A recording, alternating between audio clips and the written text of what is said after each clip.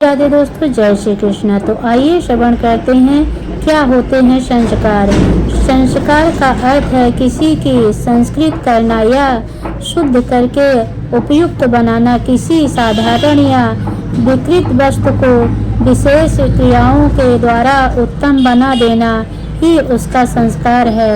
इसी तरह किसी साधारण मनुष्य को विशेष प्रकार की धार्मिक प्रक्रियाओं द्वारा श्रेष्ठ बनाना ही संस्कृत करना कहा जाता है। संस्कार के पालन से आयु आरोग्य मिलती है।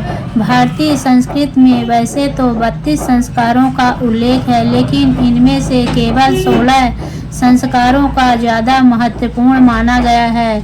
इस संस्कारों के अनुसार जीवन यापन करने से मनुष्य जीवन के लक्ष्य को प्राप्त कर सकता है। मन, वचन, कर्म और शरीर को पवित्र करना ही संस्कार है। हमारी सारी प्रवृत्तियों और चित्तवृत्तियों का संप्रेरक हमारे मन में पलने वाला संस्कार होता है। संस्कार से ही हमारा सामाजिक और आध्यात्मिक जीवन पुष्ट होता है और हम सभ्य कहलाते हैं। व्यक्तित्व निर्माण में हिंदू संस्कारों की महत्वपूर्ण भूमिका होती है। संस्कार विरुद्ध आचरण असभ्यता की निशानी है। संस्कार मनुष्य को पाप और अज्ञान से दूर रखकर आचार विचार और ज्ञान विज्ञान से संयुक्त करते हैं। मुख्यतः 3 भागों में विभाजित संस्कारों को क्रमबद्ध 16 संस्कार में विभाजित किया जा सकता है। ये 3 प्रकार के होते हैं। पहला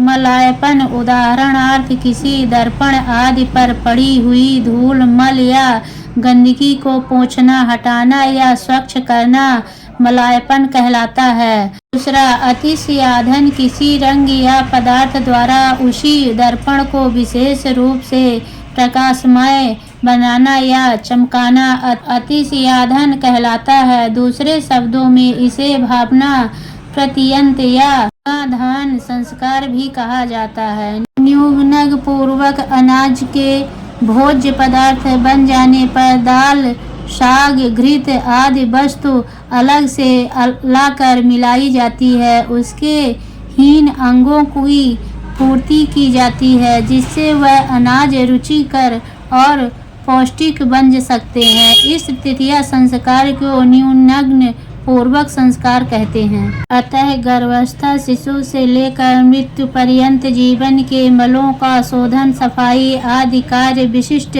विधिक क्रियाओं व मंत्रों से करने को संस्कार कहा जाता है। हिंदू धर्म में 16 संस्कारों का बहुत महत्व है। वेद, स्मृति और पुराणों में अनेकों संस्कार बताए गए हैं, किंतु धर्मज्ञों के अनुसार उनमें से मुख्य 16 संस्कारों में ही सारे संस्कार सिमट जाते हैं।